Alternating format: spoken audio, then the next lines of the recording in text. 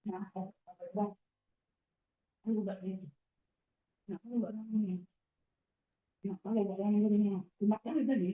ditunggu, sedang menyiapkan rekaman dulu ya, Bu.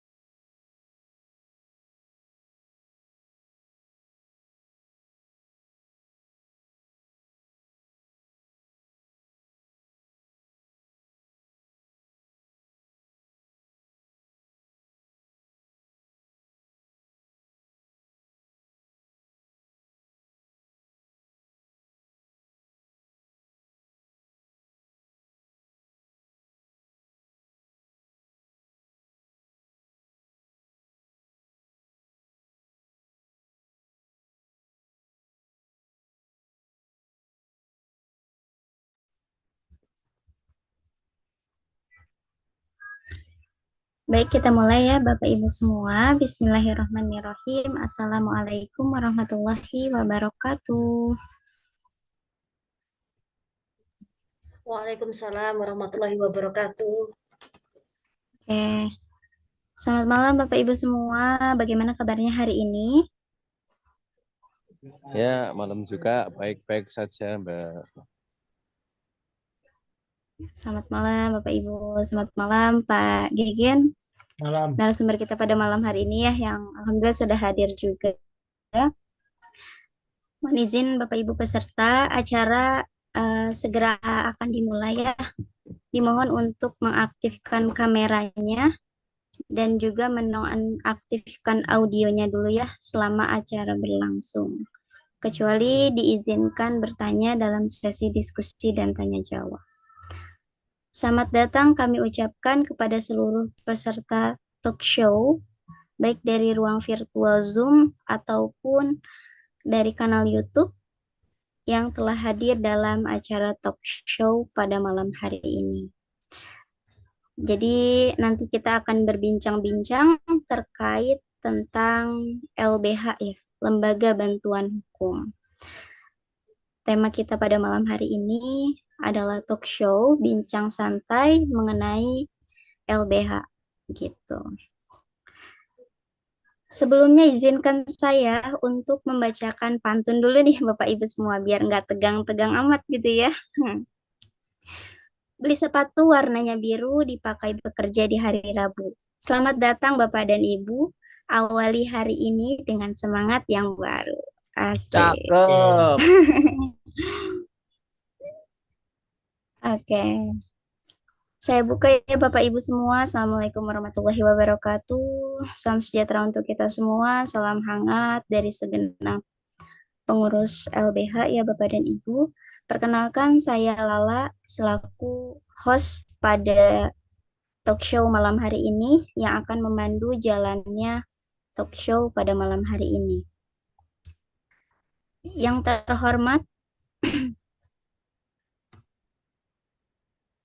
terhormat Bapak Ado Sadroi, Eskepners CMPH AKP, selaku ketua dari LBH atau founder dari LBH-nya Bapak Ibu, dan yang terhormat para sekretaris umum Ibu Sumiati, Ibu Mutia, Purwanti, dan Ibu Titirianti SPD, serta Ibu Santi. Tak lupa yang kami hormati narasumber kita pada malam hari ini, Bapak Gerardus Gegen, yang biasa dipanggil Pak Gegen, yang bergelar Eskep SHMHKes.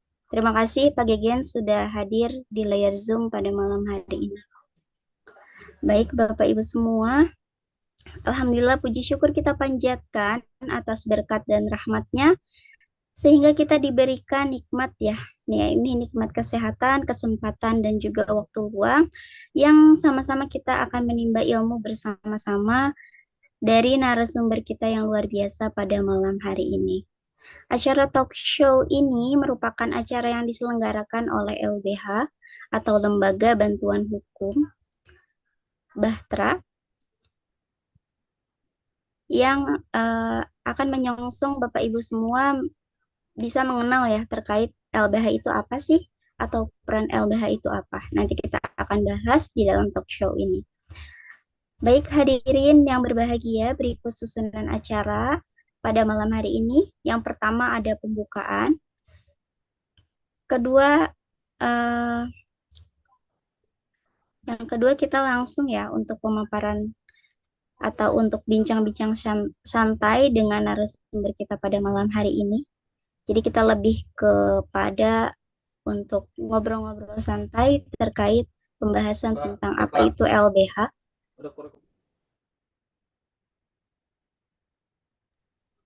Terkait LBH itu apa dan peranan LBH apa nanti kita akan bahas dengan narasumber kita yang sangat luar biasa pada malam hari ini. Dan yang ketiga adalah sesi diskusi dan tanya jawab. Jadi nanti Bapak dan Ibu bisa untuk bertanya terkait talk show kita pada malam hari ini. Dan juga yang terakhir adalah penutup. Sebelum penutup nanti kita ada dokumentasi seperti biasa ya Bapak Ibu semua. Diharapkan untuk on cam karena nantinya kita akan ada sesi dokumentasi atau foto bersama. Baik, kita mulai saja Bapak Ibu semua untuk talk show hari ini. Sebelumnya izinkan saya untuk membacakan CV narasumber kita pada malam hari ini ya. Izin Pak Gegen untuk membacakan CV-nya. Silahkan, mangga.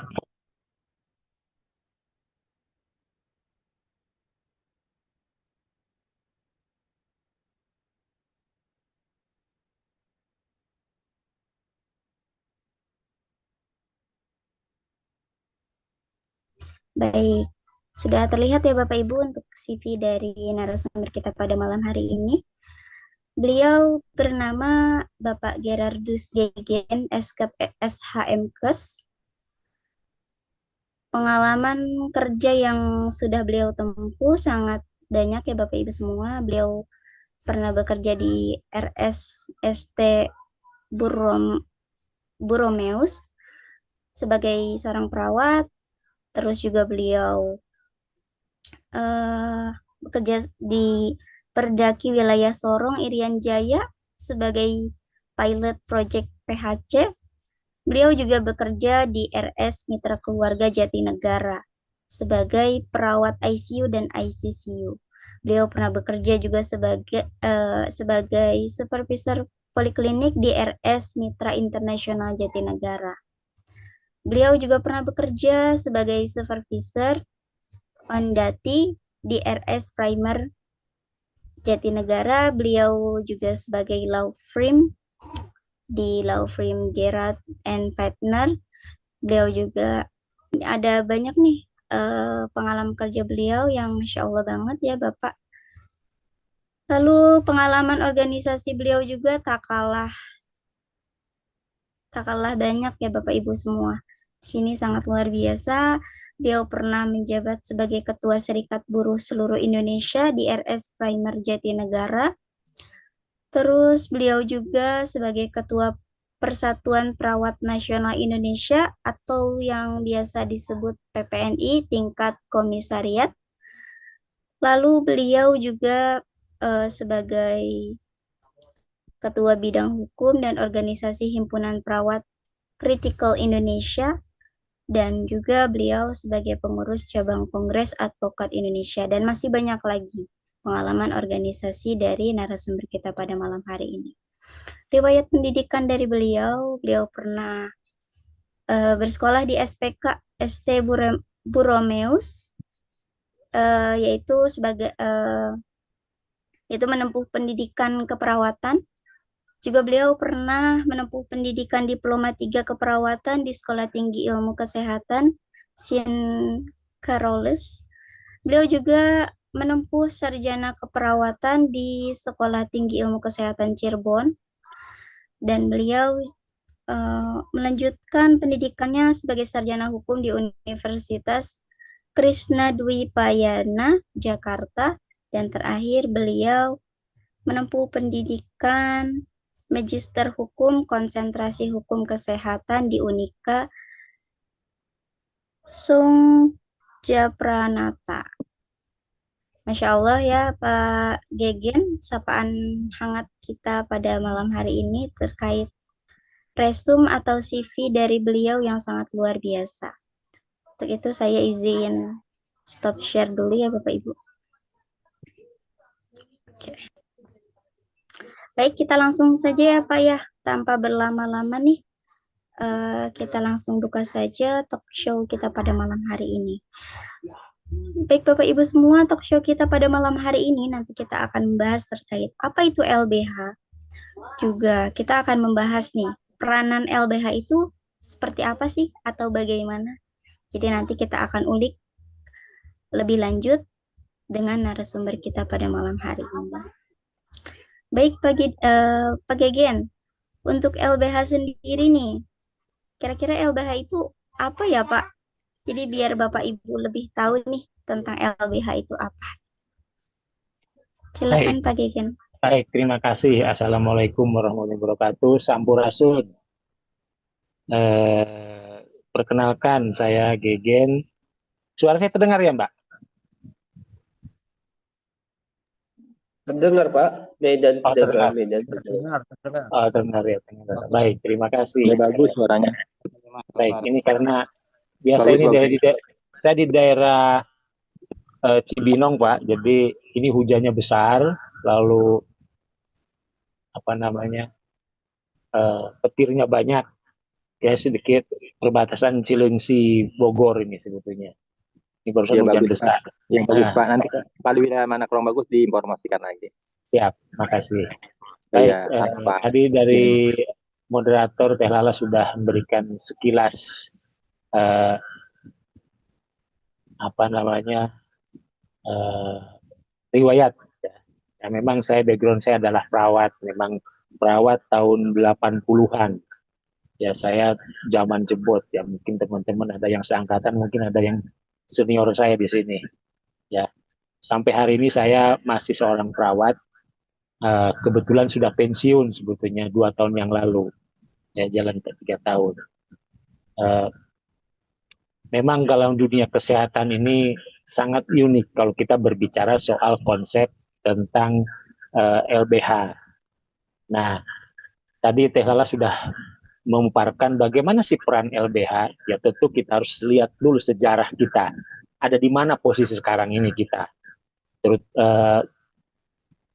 Teruntuk untuk LBH Batra ini yang Pak Ketum ini, Pak Aldo, saya kenal baik. Beliau adalah sahabat saya, guru saya, dan saya sangat mentor saya dalam terkait dengan pengobatan. Mohon maaf Bapak, suaranya Ya. putus-putus.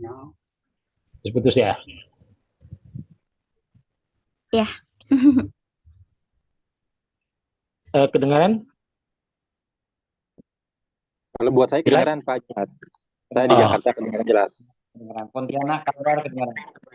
Pontianak ya, ya luar biasa. Ini seluruh Indonesia ternyata ya ini ya. Alhamdulillah Pak. Oh iya, makasih. Saya pakai 2 device ini, saya pakai HP sama sama laptop, karena laptop saya memang karena sinyalnya kurang bagus ditangkap. Ya, baik. Kembali ke laptop. Ya, itu yang saya ceritakan tadi bahwa Pak Aldo ini sebagai ketum di LBH Batra ini luar biasa karena memang dalam ranah konsep pelayanan dimanapun berada, dimanapun profesinya, itu yang namanya advokasi selalu ada. Ya, saya ikut organisasi di beberapa organisasi profesi. Maaf Bapak, masih putus-putus suaranya. Buat saya di Jakarta bagus. Makasih. Bagus. Oh iya siap. Bagus ya. Baik, nggak apa-apa. Mungkin Teh Lala ini yang di Cilengsi ya. Ya nggak apa-apa. Peranan LBH itu penting ya. karena dasar LBH itu adalah lembaga bantuan hukum. Ya, saya kebetulan juga sampai hari ini menjabat sebagai ketua umum di LBHPI, yaitu Lembaga Bantuan Hukum Perawat Indonesia, yang memang fokus mengadvokasi beberapa teman perawat kaitannya dengan praktek mandiri. Dan itu pengalaman atau testimoni saya, beberapa daerah kami banyak mengadvokasi di daerah Jawa Tengah, Jawa Timur, ya, daerah Nganjuk, Magetan, Madiun, Pacitan, ya, dan itu luar biasa yang kami rasakan di LBHPI. Nah, kalau bicara konsep LBH itu sama seperti aturan yang sudah ada di negara kita, di mana kita diakui adalah negara kita negara hukum. Tentu semua itu ada aturannya. Sama halnya teman-teman, pada malam hari ini kita berdiskusi terkait dengan peran organisasi dan peran praktek teman-teman di lapangan. Tentu sangat dibutuhkan yang namanya lembaga bantuan hukum. Baik preventif, promotif, dan kuratif, artinya itu. Jadi saya selalu berbicara soal begini. Kemarau 1 tahun, ya, kemudian hujan 1 hari, banjir bandang. Ini kan terjadi. Baru-baru ini sudah banyak fakta yang menyatakan bahwa kejadian itu ada. Seperti yang kita tahu di Bekasi, banjir begitu dahsyatnya, ya. Karena apa? Itu tidak bisa diproteksi jauh hari sebelumnya.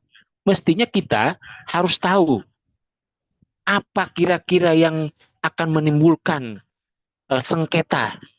Kalau di dunia kesehatan itu sengketa kesehatan atau sengketa medis. Nah, ini penting, teman-teman.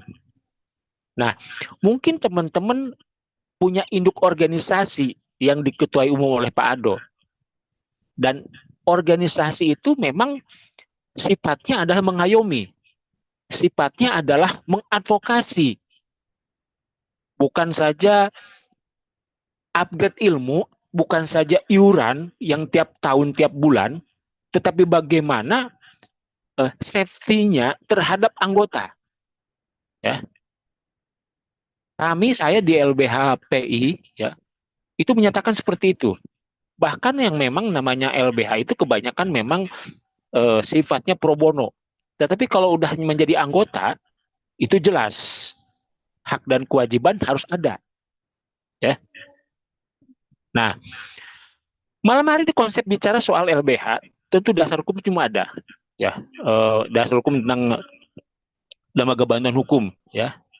Regulasinya sudah jelas, konsepnya sudah jelas, dan mungkin teman-teman dalam hal ini sudah sering mendengar tentang LBH apa, bahkan LBH bantuan hukum yang sifatnya di pengadilan itu yang pos bakum itu pun ada. Ya, pencari keadilan yang tidak punya biaya, datang aja di PN, di PA juga banyak itu. Mereka sudah siap untuk membantu. Bahkan sampai mulai persiapan dari gugatan, kemudian konsep petitum dan sebagainya sudah disiapkan. Nah, kaitannya dengan LBH yang malam hari ini kita bicarakan tidak lebih dan tidak kurang dari yang saya sampaikan.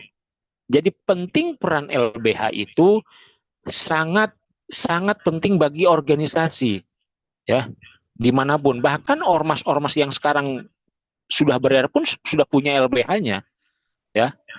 Ormas-ormas yang sudah bertebaran di mana-mana ketika ada sengketa, ya, ketika ada perselisihan dan sebagainya.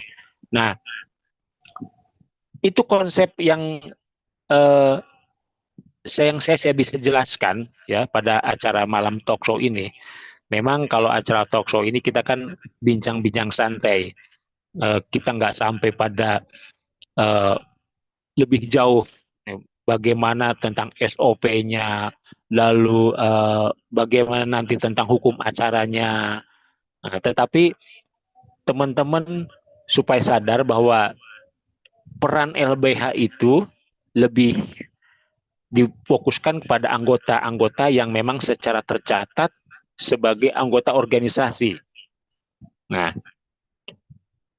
itu yang bisa dijelaskan malam hari ini, kita nanti diskusi ya, supaya nanti Teh Lala juga tidak gagal fokus ya. Kita nanti akan melakukan webinar lanjutan terkait dengan sisi bagaimana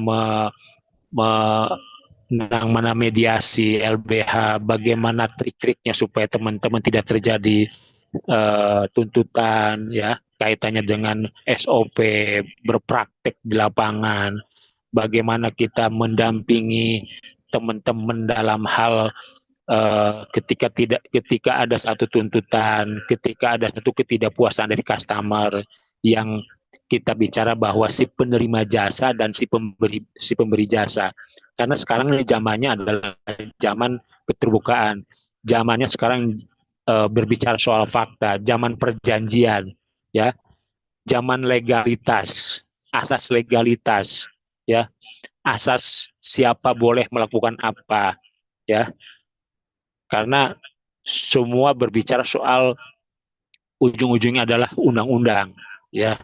Kalau saya boleh berbicara tentang konsep Undang-Undang 17 2023 tentang Undang-Undang Kesehatan, yang memang itu adalah sejarah di mana undang-undang itu jadi satu, dan nggak mau suka nggak suka kita harus mengikuti, walaupun kita mungkin ada yang tidak suka, tapi itulah yang namanya ranahnya adalah ranahnya hukum, ya. Begitu juga di LBH, peran LBH itu sangat penting bagi teman-teman ketika terjadi sengketa. Nggak usah pusing, misalnya ketika ada masalah, udah, ini saya dapat misalnya dapat komplain terkait pelayanan saya dalam praktek mandiri, ini bagaimana Pak, ini gimana. Nah, ini sangat penting untuk didiskusikan, ya. Sebelum kita melanjutkan yang lebih ke litigasi, kita harus non litigasi dulu, mediasi dulu, seperti itu. Nah, itu kira-kira pembukaan dari saya, Teh Lala, supaya nanti kita bisa memahami, teman-teman juga bisa berperan aktif dalam berperan dalam anggota, ya. Kemudian kita lebih banyak diskusi, ya. Mungkin dua hari ini kita akan banyak berdiskusi, ya, karena ini malam hari ini hari pertama saya dengan saya, nanti besok dengan Pak Sukendar dari sisi aspek legalitas tentang penyehat kalau tidak salah. Nah, tapi saya dari sisi aspek legalitas tentang lembaga bantuan hukumnya, ya. Seperti itu kira-kira, ya. Jadi peran LBH memberi bantuan, ya, hak dan kewajiban dan sebagainya, ya.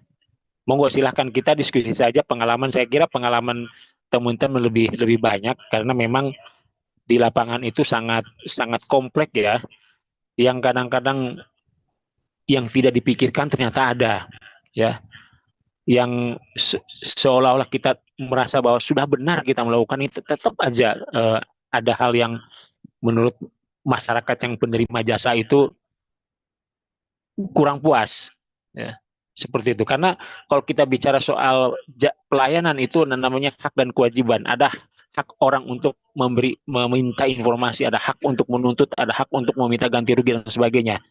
Dan itu diatur dalam undang-undang, Nah, tetapi kira-kira asas praduga tak bersalah itu yang mestinya dikedepankan. Jadi kita jangan menuduh orang tanpa bukti, istilahnya kalau gitu, ya. Nah, ini peran LBH ini mengedukasi seperti itu, ya. Kalau saya boleh mengambil bahasa orang Kuningan itu, ya, kumaha wa engke kumaha, jangan kumaha engke, nanti gimana, jangan gimana nanti aja lah. Nah, ini konsep ini masih penting. Saya hampir 30 tahun menjadi perawat, merasa bahwa konsep pelayanan ini yang selalu saya gemar-gemarkan, kok masih merasa bahwa ilmu ini kurang, gitu, ya. Ilmu kurang, dan terus belajar dan terus mengupgrade ilmu, ya, seperti itu. Banyak kasus-kasus yang saya tangani, banyak kasus yang yang saya selesaikan di tahap mediasi. Alhamdulillah sih sebetulnya itu bisa selesai. Bagaimana kita pendekatan kepada pasien, bagaimana pendekatan kepada customer, ya peran-peran kita itu seperti itu. Nah, jadi jangan sampai nanti uh, setelah kebakaran baru bingung. Bagaimana mencegah supaya tidak jadi kebakaran? Nah, peran LBH itu uh, sebetulnya di situ advokasi, edukasinya ya seperti itu. Kalau saya pernah bekerja di masyarakat, kalau di Puskesmas itu ada program namanya uh, penyuluhan masyarakat, salah satunya adalah Darkum, dasar hukum, sadar hukum maksud saya, sadar hukum. Darkum itu sadar hukum. Nah, ini salah satu bentuk program pemerintah yang sebetulnya sudah ada sampai tahap Puskesmas. Ya, termasuk Puskesmas yang kesehatan lingkungan, gizi, posyandu, gizi buruk dan sebagainya. Nah, ini sebetulnya pemerintah sudah sampai sana sebetulnya. Nah, kalau kita bisa memaksimalkan peran itu sebetulnya kita enak. Cuman kan kadang-kadang kalau di dunia kesehatan itu pengalaman Pak Gegen, aduh saya dapat ini, tapi kalau saya ngelapor ke Pak Gegen nanti saya dituntut balik Pak. Ya udah saya terima aja lah Pak, saya harus bayar sekian-sekian. Saya bilang nggak bisa begitu konsep pemahaman tentang hak kita itu, ya. Ya kita punya hak jawab, jangan pernah takut dituntut balik kalau kita memang sudah benar melakukan SOP. Toh kita nggak menuduh, toh kita nggak memfitnah dan sebagainya. Nah, peran LBH lebih ke arah preventif, ya.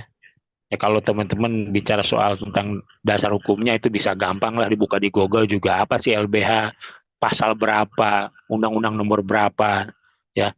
Tapi bagaimana pelaksanaan teknik untuk mediasi itu penting, ya. Ya kita nih yang secara punya aspek legalitas, ya, sebagai advokat, sebagai kuasa hukum, diberikan satu pembelajaran seperti itu kira-kira, ya. Itu kira-kira teman-teman. Teh Lala, Baik, Pak monggo, Gegen. mangga. Baik, Pak. Ternyata lingkupnya luas banget ya, Pak, untuk LBH ini tuh. Jadi, mungkin gambaran lebih rincinya mungkin ya, Pak ya, bisa digambarkan.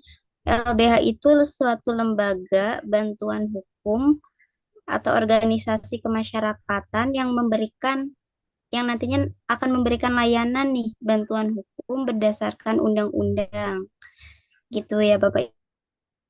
Jadi kita itu sebagai lembaga untuk mengayomi para anggotanya untuk senantiasa mengedukasi terkait dasar-dasar hukum itu seperti apa dan lain sebagainya. Jadi nanti Bapak Ibu semua karena ini jangkauannya luas ya terkait tadi yang sudah dijelaskan oleh Pak Gegen terkait adanya ruang lingkup, adanya hak dan kewajiban, serta juga peran LBH itu sebagai salah satunya adalah sebagai pemberi bantuan hukum yang nantinya bisa mengedukasi Bapak dan Ibu semua terkait hukum-hukum yang terjadi gitu ya. Mungkin kurang lebihnya seperti itu ya Pak Gegen ya. Iya Teh, betul. Jadi memang ini karena teman-teman sudah menjadi anggota di LBH Batra, tentu LBH. ya LBH tentu punya hak, kita mempunyai hak secara moral ya, memberikan satu penjelasan terhadap teman-teman supaya jangan sampai sudah terjadi kebakaran baru kita memadamkan api.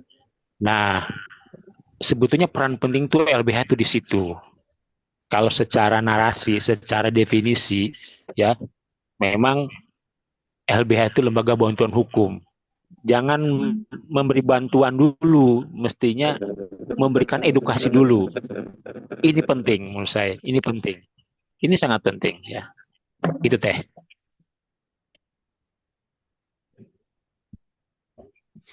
Baik, Pak Gegen. Masya Allah ya Bapak Ibu semua. Kita di sini sama-sama belajar nih Bapak Ibu semua terkait hukum ya dan juga lembaga bantuan hukum gitu. Satunya tadi kita akan mengedukasi Bapak dan Ibu semua terkait hukum-hukum yang ada, juga memberikan bantuan hukum, terus juga mewakili proses hukum mungkin ya, dan ada penyuluhan-penyuluhan terkait hukum sebagai edukasinya. Supaya apa, Bapak Ibu semua tahu dan juga paham tentang dasar-dasar hukum itu seperti apa. Jadi nantinya ketika apa tadi ya, seperti kata Pak Gegen, jangan sampai kebakaran dulu baru kita melek, tapi kita cari tahu dulu sebelum hal itu terjadi gitu ya. Jadi makanya dari LBH ini kita bisa belajar bersama-sama ya Bapak Ibu untuk terkait melek hukum itu seperti apa gitu. Mungkin kita langsung saja ya Pak ya lanjut ke sesi diskusi dan tanya jawab. Sepertinya banyak juga nih Bapak dan Ibu yang mau nanya mungkin ya terkait LBH atau peran LBH dan lain sebagainya. Silakan Bapak Ibu untuk raise hand terlebih dahulu ya Bapak Ibu semua. Di pesertanya ada banyak juga ya Bu Lala, banyak di Indonesia. Wah luar biasa nih Iya, Pak Ado ini ya. alhamdulillah. Wah, Ada kurang lebih 51 Pak. iya ada Kan 5 ini sih. 53 dikurangin kita ya. 51. Iya luar biasa. Saya kira ini teman-teman ya dalam forum ini ya. Ini ada semua dari profesi apa aja Bu kira-kira? Ada Boleh perawat. Bu Mutia silakan. Baik, selamat malam Pak Gegen. Malam Bu Mutia.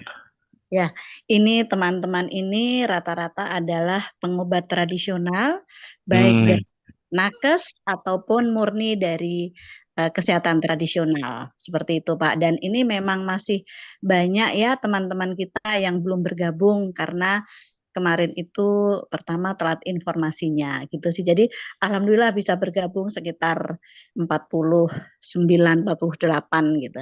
Makanya mungkin nih kesempatan Bapak Ibu semua ya untuk diskusi. Ini kesempatan kalau buat saya gitu. Jadi mungkin kalau boleh saya sampaikan maksudnya teman-teman tuh agar paham melek hukum. Jadi kita perlu ikut di lembaga bantuan hukum itu karena membela keadilan untuk semua orang. Betul nggak Pak? Betul Bu, betul. Dan Ya, belajar dan berlatih langsung. Kalau kita menjadi anggota dan kita ada di dalamnya, otomatis kita akan belajar. Otomatis kita akan membuka mata, membuka wacana. Apa sih ini LBH? Kenapa saya masuk? Nah, seperti itu. Jadi keingintahuan dan membangun kepedulian sosial. Karena kan mau nggak mau kalau kita sudah di LBH kan kalau bahasa Jawanya getok tular ilmunya gitu. Gitu aja sih. Mendorong perubahan yang jelas. Oke gitu Pak Gegen, ini teman-teman murni dari kesehatan tradisional maupun dari nakes ataupun tradisional. Begitu aja. Terima kasih Pak Gegen.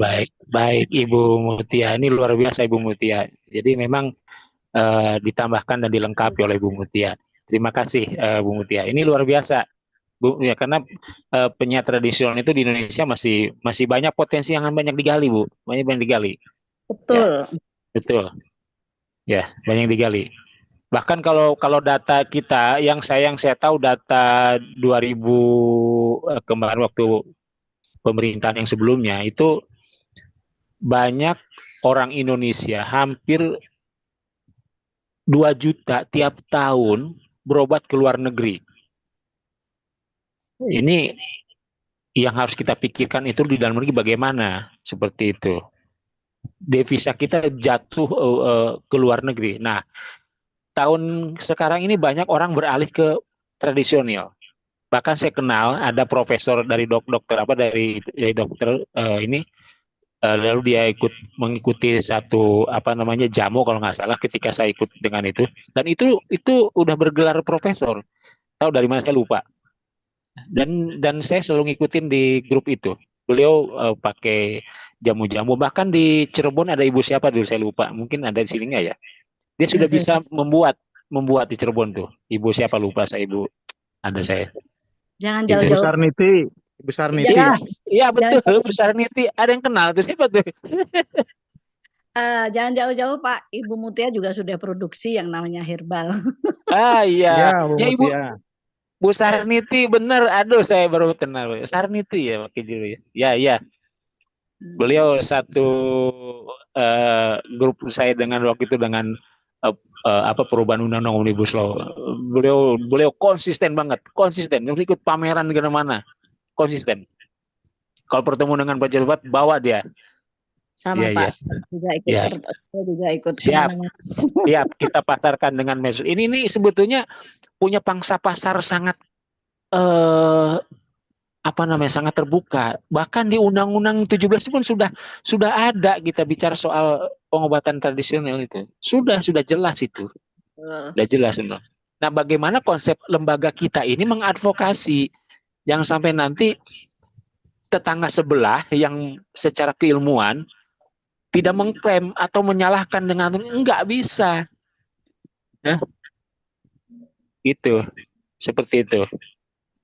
Nah, itu ada yang bertanya, Pak. Silahkan Iya. bilang. Oh, manfaat ikut Pak, seminar kita LBH. langsung saja nih Pak. Siap.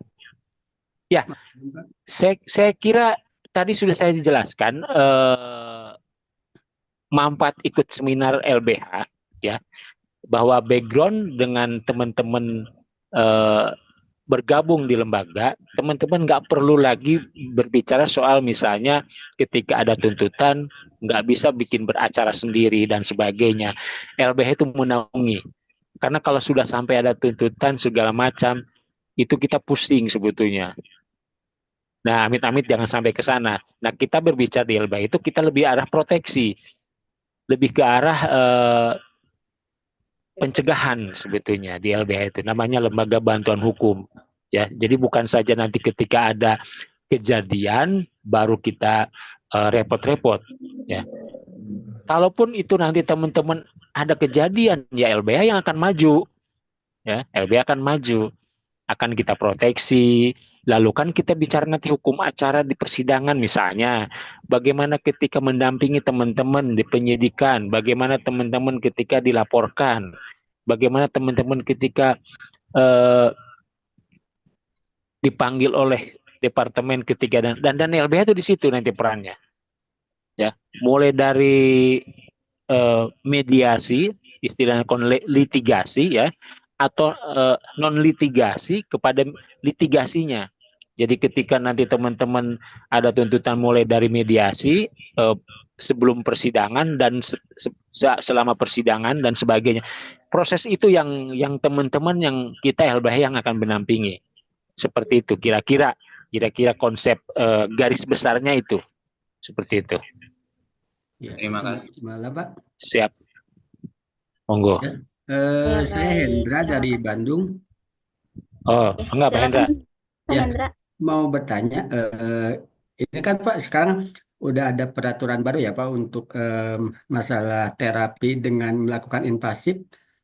Kalau misalkan kita nih, itu kan sekarang syaratnya itu harus minimal D3 dulu ya Pak, baru bisa melakukan terapi yang invasif gitu, kayak misalkan bekam atau enggak akupunktur. Nah, kalau misalkan gimana kita sekarang lagi proses nih, masih proses kuliah, yang D3-nya belum beres.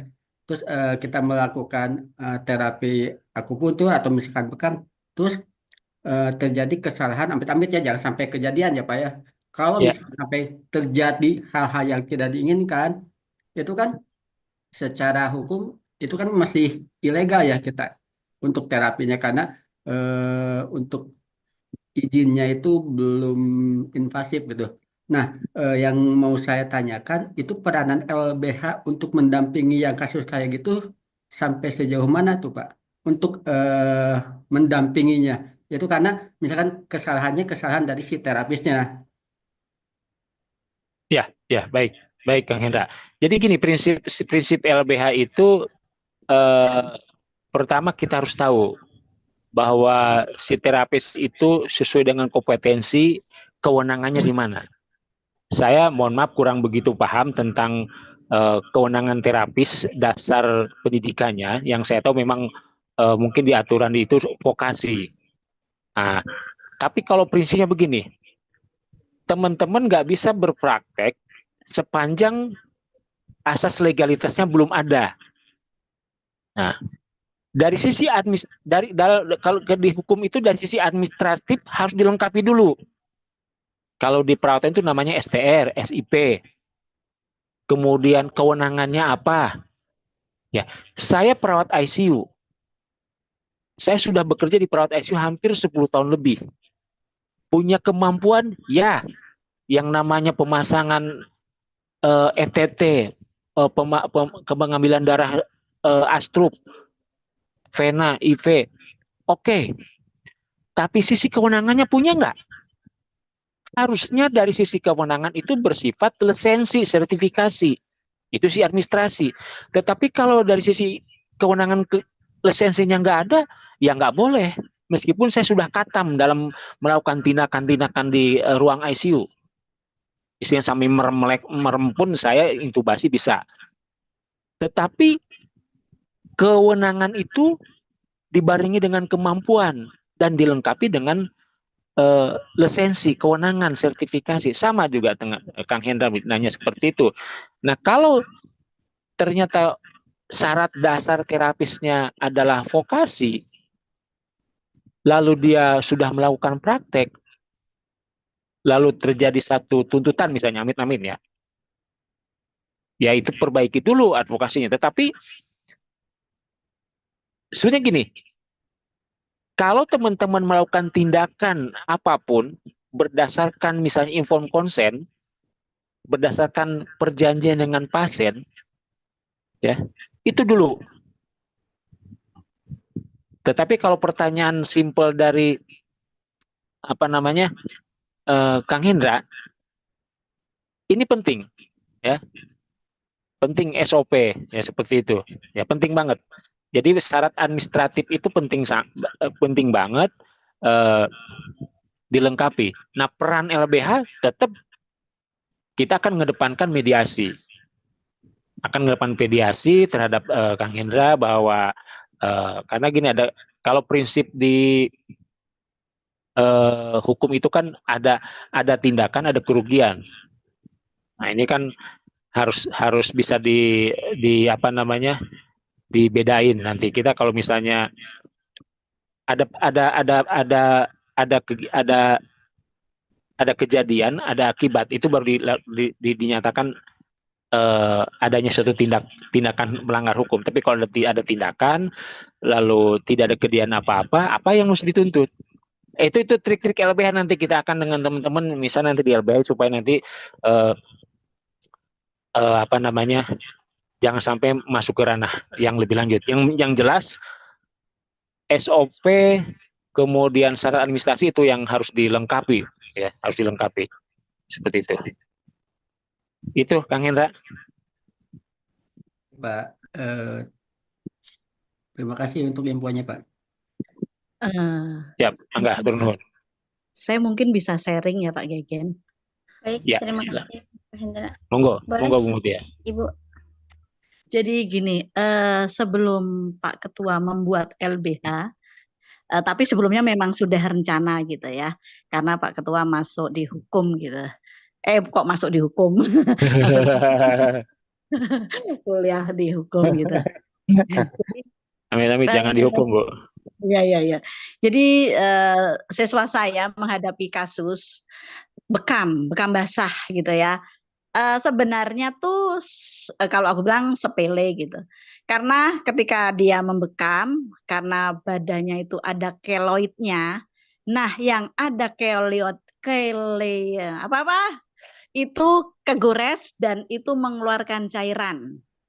Nah, karena yang dibekam itu adalah orang hukum juga. Terus cairan keluar itu agak memakan waktu kurang lebih 1 minggu. Nah, si pasien mengancam ke siswa saya akan dihukum lah, akan dipenjarakan lah, pokoknya macam-macam. Sampai siswa saya stres, sampai siswa saya itu pokoknya stres berat gitu, dan akhirnya mengadu ke saya. Nah, setelah itu pasiennya saya telepon Pak, saya tanya baik-baik gitu kan. Awalnya memang ngotot sekali, oh saya harus gini gini gini gini. Oke Ibu silahkan, kita baik-baik ya Bu. Ibu membawa pengacara, saya juga membawa pengacara. Saya juga ada LBH-nya Bu. Kami ada lembaga bantuan hukum untuk untuk membantu teman-teman kita di lapangan. Jadi kalau misalnya, ayo silahkan. Jadi nanti kita ketemunya di mana? Kita bermediasi dengan Ibu, dengan terapis dan dengan saya dan dengan LBH saya. Setelah itu Pak, telepon ditutup, sampai sekarang nggak ada lagi. Dan saya nanya ke pasien saya, ke siswa saya, udah nggak ngapa-ngapa lagi katanya gitu. Jadi artinya ketika kita berbicara LBH, ketika kita mendapatkan sesuatu di lapangan dan kita nggak usah pakai marah-marah atau apapun, tapi kita bilang aja, oke, kita ada LBH kok gitu. Artinya apa? LBH itu akan mendampingi kita walaupun ibaratnya 103 kita tidak boleh invasif, tapi kan kalau misalnya diperlukan, dibutuhkan, insya Allah LBH bisa menolong. Itu sih Pak, sharing aja. Terima kasih. Ya, sangat tepat, sangat tepat. Memang Ibu itu pintar. ya, ya itu Pintar, memang Bu. yang saya bilang non litigasi itu penting, non litigasi. Karena kadang-kadang orang di luar itu sudah ngegos duluan, sudah ngegas duluan. Jadi seperti takut itu. duluan Pak. Jadi takut duluan kalau yang itu. Iya, Jadi, iya, memang begitu pressure-nya mereka. Dikira kita juga pintar. takut.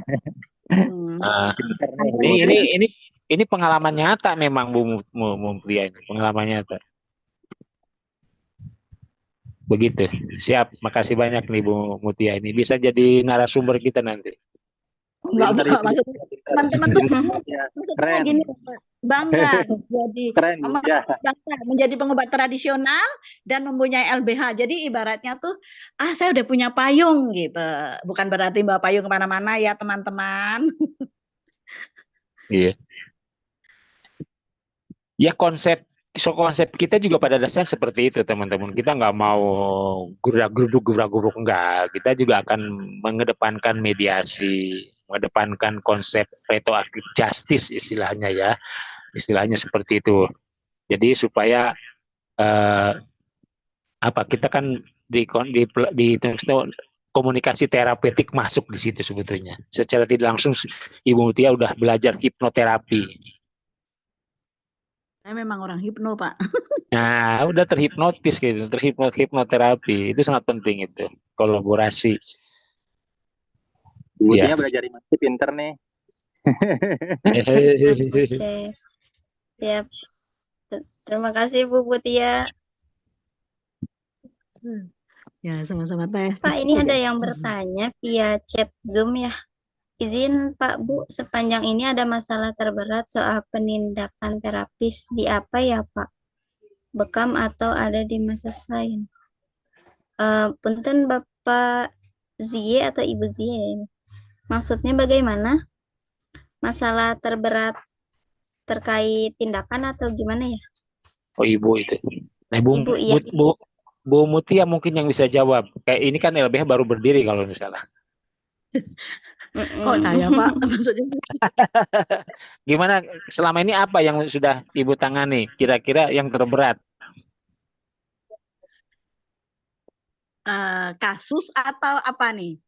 Iya, kayaknya pertanyaannya kasus ini. Coba. Ya, sepertinya ini kasus atau tindakannya juga Bu. Iya. Jadi mungkin SOP-nya juga gimana Teh? dan Coba. sehingga menjadi kasus gitu. Oh, saya belum pernah kalau mendapatkan Belum. kasus. Belum. Ya, janganlah. Ya, insya Allah kan karena kita berhati-hati gitu. Makanya kan kalau di pengobatan tradisional itu Pak ada yang namanya anamnesa atau tegakkan dulu yang namanya diagnosa. Jadi kalau misalnya mau bekam orang, jangan langsung sini duduk saya bekam, bukan itu.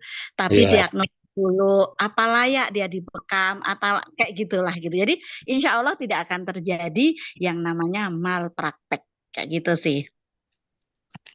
Iya. Standar anamnesis itu kan untuk Iya, menentukan diagnosa dulu ya, betul. iya, betul.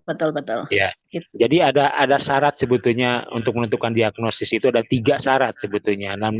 Anamnesisnya dari keluhan, tes diagnostik dan gejala kalau nggak salah. Sama seperti seorang hakim menentukan dia jadi terdakwa minimal 3 alat bukti ya.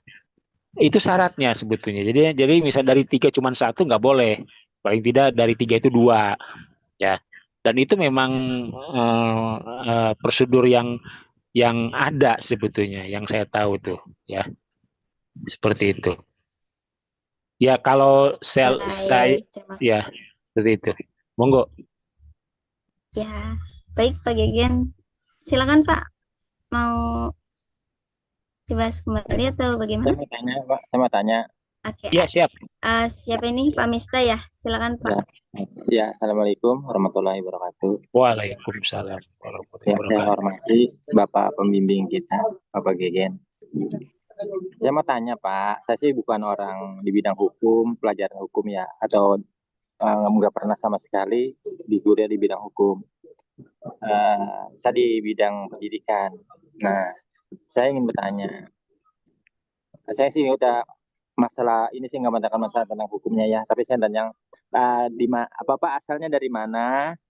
Satu, kedua, apa yang mau memotivasi Bapak ini untuk memberikan pengarahan atau pelajaran LBH ini kepada terapis-terapis, khususnya buat teman-teman saya ini gitu. Ya cuma 2 aja itu. Ya baik, saya dari Kuningan Pak. Oh ya. Dari Kuningan, Cirebon ke sana arah Kulon di Iya, Gunung iya. Ciremai. Ya, Iya. background saya perawat, saya dulu SPK. Nah, hasanah budaya kita itu untuk pengobatan tradisional itu kekayaan alam yang luar biasa. Amin, Pak. Sampai hari ini pun sebetulnya saya lebih cenderung kepada pengobatan yang misalnya kalau kalau sakit gigi itu pakai daun jarakosta ya kalau zaman baheula ya. Iya, iya. Sekarang di Cibinong udah nggak ada. Kemudian kalau misalnya agak sedikit meriang saya tumpuk itu Pak, jahe sama gula watu direbus, udah dibubuk gitu, enak gitu, seger. Lalu kalau di saya kebetulan saya di Cibinong, saya ada tanah lega luas, itu nanam sereh, sirih, cincau, kemudian gedang tuh pepaya, kates kalau Jawa tuh, karena istri saya orang Jawa, lalu salam, dan itu saya olah tiap hari. Ya alhamdulillah, meskipun saya tidak ada gejala sakit, itu saya minum. Bahkan yang namanya teh itu, baik teh beli saya kadang beli, itu saya selalu tiap hari. Dan teh itu teh tawar saya. Dan saya meyakini ya, sebetulnya ciptaan Tuhan itu menjadi anugerah. Kenapa?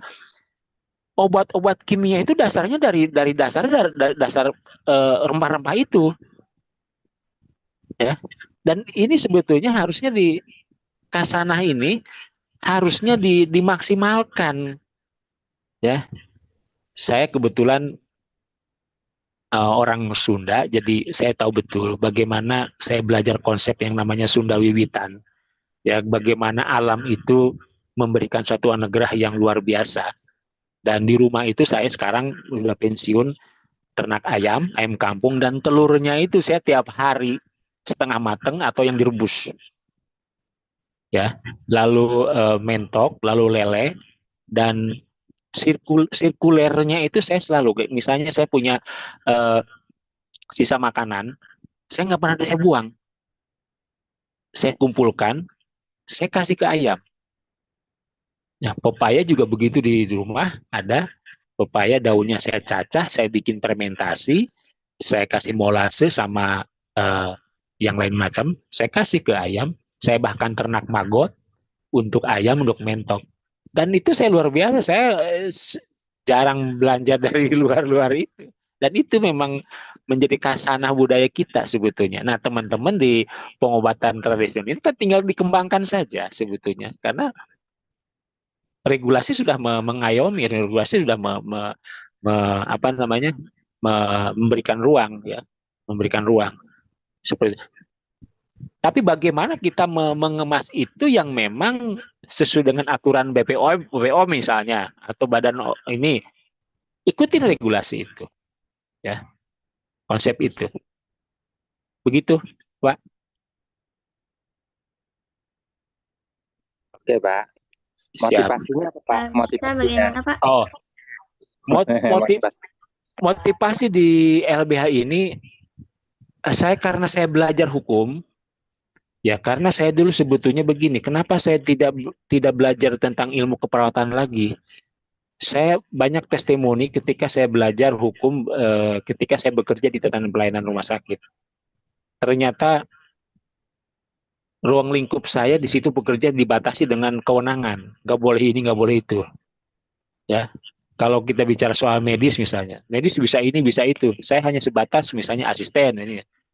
Saya pikir saya harus lebih dari itu. Kalau mau jadi dokter saya nggak mungkin.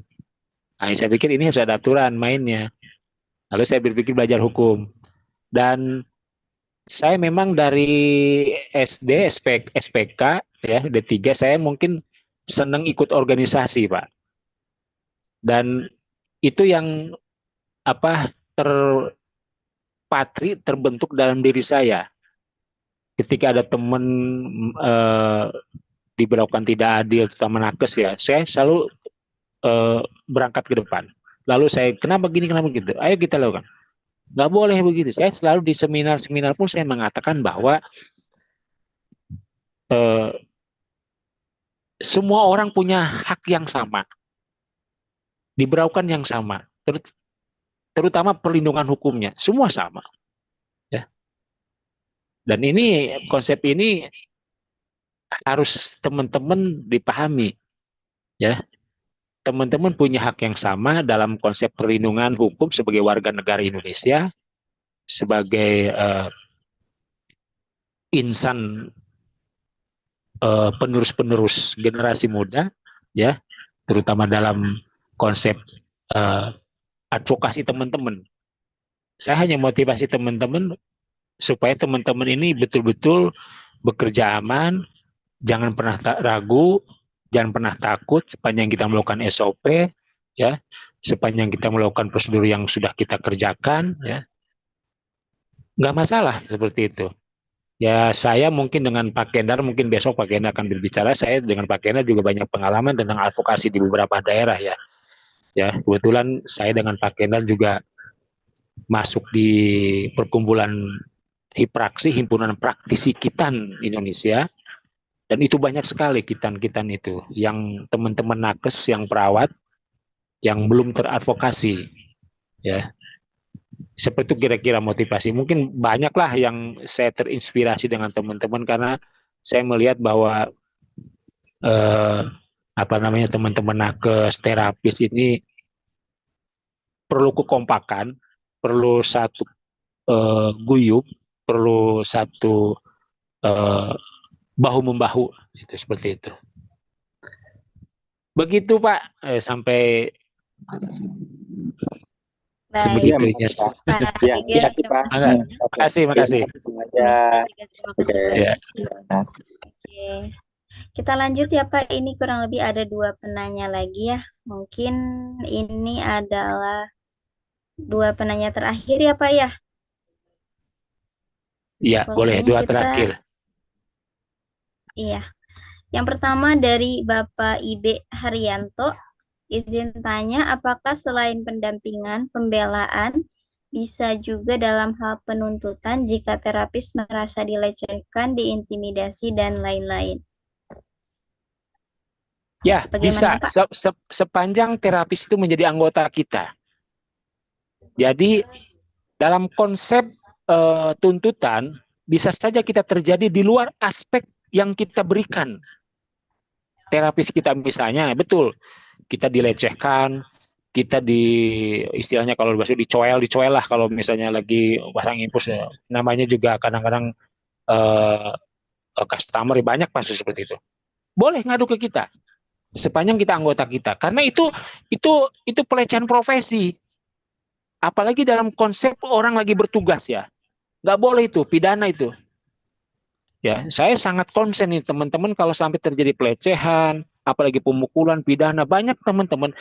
Kemarin di Pakenan sama saya advokasi di Cirebon atau di Garut, ada orang ditampar segala oleh ini. Nggak boleh begitu. Ya. Kemudian waktu saya juga di Jakarta Timur dulu pernah ada seorang bidan apa yang lagi pasang infus, lalu pasang infus kan lagi agak nungguk gitu ya, agak nonggeng lah kalau biasanya. Di toel itu bujurnya. CCTV ada, itu nggak boleh begitu. Itu, wah itu seperti itu. Jadi sepanjang teman-teman menjadi anggota LBH Batra dan sepanjang teman-teman melakukan satu ini, kita semua akan full time gitu, full seperti itu. Ya soal nanti hak kewajiban di anggota itu teman-teman nanti Bu Mutia sama Teh Lala yang akan mengatur. Tetapi ketika ada teman-teman merasa diancam dan sebagainya, itu udah ranahnya kita itu nanti. Nanti kalau wisuda datang ya Pak. Ah, di mana? Nanti kalau saya wisuda, pada datang. Diundang nggak Bapak? Diundang Pak dong.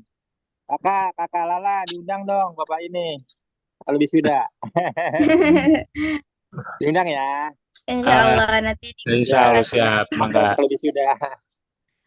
Oke dah, makasih Ah. Bapak. Terima kasih. Pak Gegen, mungkin di LBH kita ini tidak terfokus dengan kasus penanganan pasien aja kali ya. Jadi kasusnya bisa lebih luas kali ya Pak. Misalnya anggota LBH kita ini dengan catatan anggota dulu ya, menjadi anggota gitu ya. Mereka mempunyai kasus di luar pekerjaannya sebagai terapis mungkin bisa, misalnya kasus yang lain, misalnya masalah tanah, masalah apa, seperti itu bisa ya Pak ya? Ya, kalau lihat dari juknisnya sebetulnya di namanya LBH Batra itu kan judulnya juga advokasinya juga akan berbeda fungsi dan tugasnya. Tapi itu mungkin di sisi lain karena kita mungkin fokus seperti, tapi itu mungkin bisa diprioritaskan lah sebagai anggota nanti itu dalam konsep yang bantuan lain lagi seperti itu. Bisa itu sih bisa diatur teman-teman karena gini, jadi sengketa atau permasalahan itu di masyarakat itu sebetulnya banyak bukan saja kita di dunia kita kesehatan, bukan, banyak sekali ya, banyak sekali penyerobotan tanah, kemudian intimidasi, perampokan dan sebagainya, banyak uang prestasi, simpan meminjam, banyak sekali itu sebetulnya. Banyak sekali. Dan itu perlu sebetulnya pendamping ya, perlu sekali edukasi teman-teman supaya bagaimana penyelesaian itu diselesaikan secara kekeluargaan. Intinya kan kekeluargaan, win-win solusi sebetulnya kita kalau bicara. Jangan win loss, tapi win-win solusi. Seperti Ya, itu. Nah. Silakan lanjut teman-teman. Iya, ini sudah 8:30 lewat. Iya, ini sudah 8:30. Kita sampai jam 8:30 ya, harusnya Bapak Ibu semua, kita lewat 3 menit nih. Mungkin tidak apa-apa ya Pak, kita lanjut ke satu penanya terakhir. Boleh, mungkin ya, jika mangga. ada yang mau bertanya. Sok, sahade. Nah, sebelum ada yang bertanya nih, ini ada di kolom chat dari Pak Sukendar mungkin terkait penjelasan tentang tindakan terberat pernah saya dampingi, bekam di kepala, setelah dibekam perdarahan di bawah kulit dan dituntut. Pasiennya dioperasi untuk mengeluarkan darahnya di kepala. Ketika ditanya sertifikatnya hanya pelatihan biasa, bukan pelatihan resmi. Ini berdasarkan pengalaman mungkin ya. Kami pengacara harus semua dampingi hanya keaslian hukum kesehatan. Semua hukum kami tangani dalam hal perceraian dan juga korupsi dan semuanya. Kalau bicara intimidasi, akan lihat kasusnya apakah tergolong dalam terapis. Intinya ikut seminar hukum, jangan kita kerja melampaui batas kewenangan, tapi dituntut habislah uang kita. Padahal kita selama ini mencari uang untuk kehidupan kita. Gara-gara ketidaktahuan kita, maka kita melanggar. Maka tuntutan hukum. Jadi mungkin intinya adalah Di LBH ini kita belajar ya Bapak Ibu semua. Yang tadinya kita tidak tahu terkait hukum-hukum yang terjadi. Jadi Bapak Ibu ketika sudah menjadi anggota LBH ini akan diedukasi terkait kasus hukum mungkin, tindakan-tindakan apa yang harus dilakukan, terus juga SOP-nya bagaimana, mungkin ya sebagai seorang terapis dan lain-lainnya. Jadi nanti Bapak Ibu semua bisa diedukasi oleh LBH ini. Jadi nanti LBH ini sebagai pelindung ya Bapak Ibu semua. Jadi nanti kalau Bapak Ibu mau mengadu terkait tindakan-tindakan Bapak Ibu sehingga banyak bukan banyak ya. Jadi misalnya ada salah satu pasien eh, yang tidak terima mungkin, jadi nanti pihak LBH bisa mengadakan mediasi terkait kasus tersebut. Jadi nanti Bapak Ibu akan dilindungi nih oleh LBH gitu. Dan juga diedukasi tentunya terkait hukum-hukum yang terjadi. Terakhir ya Pak ya, untuk Ya, ini ada yang penanya terakhir Ibu Ika nih.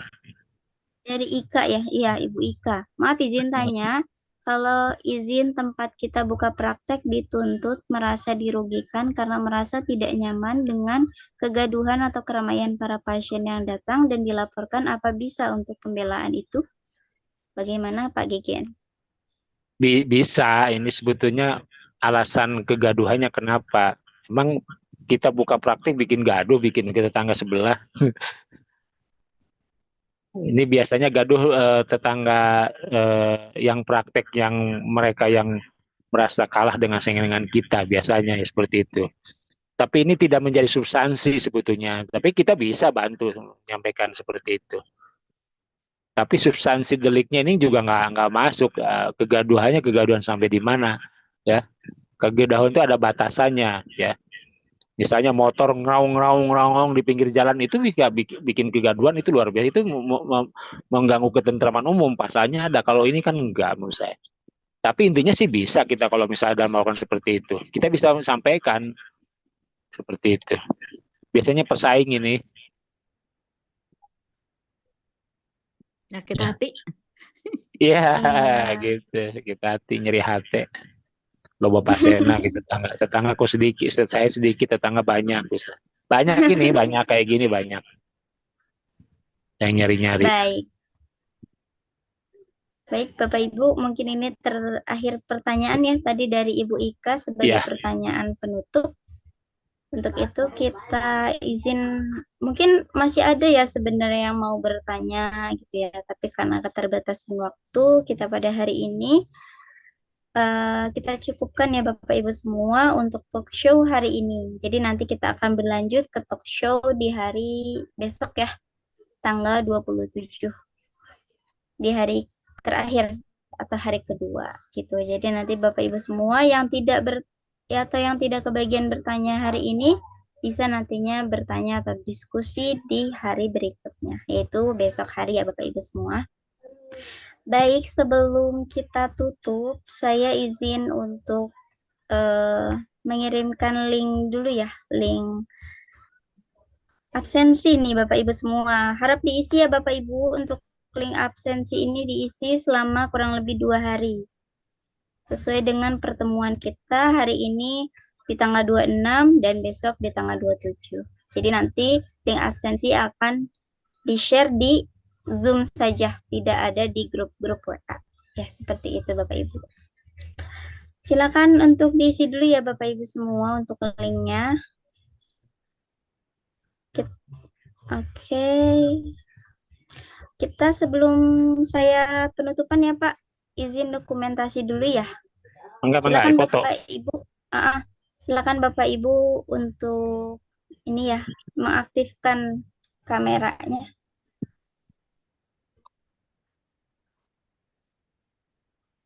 Sebentar. Oke, di sini ada 3 slide ya Bapak Ibu. Saya masih menunggu nih yang lainnya untuk aktif kamera. Oke, silakan aktif kamera dulu Bapak Ibu.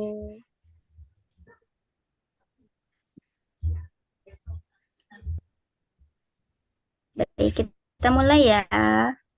1, 2, 3. Oke. Oke, ini di layar pertama, lalu di layar kedua ya.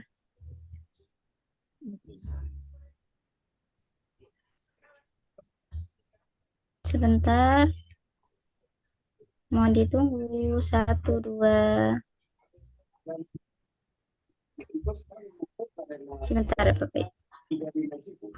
Layar kedua.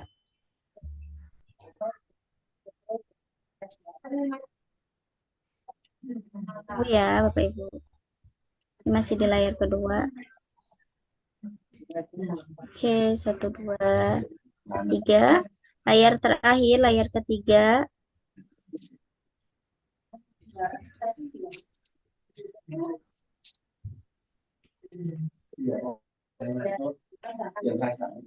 Layar ketiga, 1, 2, 3.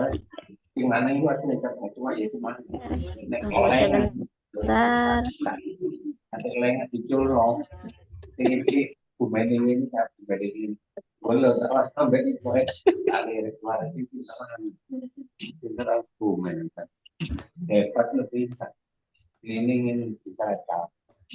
Oke. Oke, Bapak Ibu, untuk presentasi sudah semua ya, Bapak Ibu semua.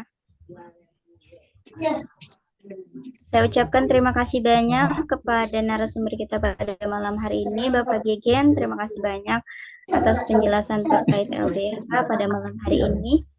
Dan saya ucapkan terima kasih juga kepada Bapak dan Ibu para peserta dan anggota LBH yang sudah hadir ya dalam sesi talk show pada hari pertama ini. Dan juga tak lupa saya ucapkan terima kasih banyak kepada para penanya terbaik ya yang sudah antusias dalam sesi talk show pada malam hari ini. Semoga apa yang disampaikan oleh narasumber kita pada malam hari ini menjadi ilmu yang bermanfaat untuk kita semua. Untuk itu kita akhiri saja Bapak Ibu semua seminar pada malam hari ini. Saya Lala selaku pemandu jalannya talk show pada malam hari ini. Mohon maaf apabila ada salah baik itu kata ataupun perbuatan yang kurang berkenan, mohon dimaafkan. Sebelumnya saya ingatkan kembali Bapak Ibu untuk mengisi absensi ya. Jadi absensi ini diisi selama 2 hari. Baik. Pak Untuk hari. Agus, bagus Pak Agus. Iya. Ini kasanah tradisional, ini harus pakai nih. Tradisional Bagus. Tionghoa Muslim. Tionghoa Muslim. Ya, betul. Terus Pak Sudaryo, siapa tadi coba pakai. Ini juga harus dikembangkan dalam masalah pengobatan tradisional ini. Ya. Pak Sudaryo, mantap. Nah, bagus. Oke, saya punya Baik. beberapa topik. Baik, terima kasih Bapak Ibu semua. Sehat selalu Pak Gegen. Siap, sehat Selamat malam. selalu. Saya cukupkan ya Bapak Ibu, saya cukupkan ya Pak Gegen untuk malam hari Terima ini. kasih, selamat Ya, malam. tutup. Kasih Terima kasih kata. banyak. Ya, Selamat ya. istirahat.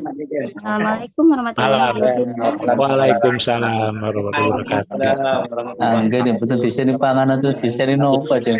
Izin saya keluar.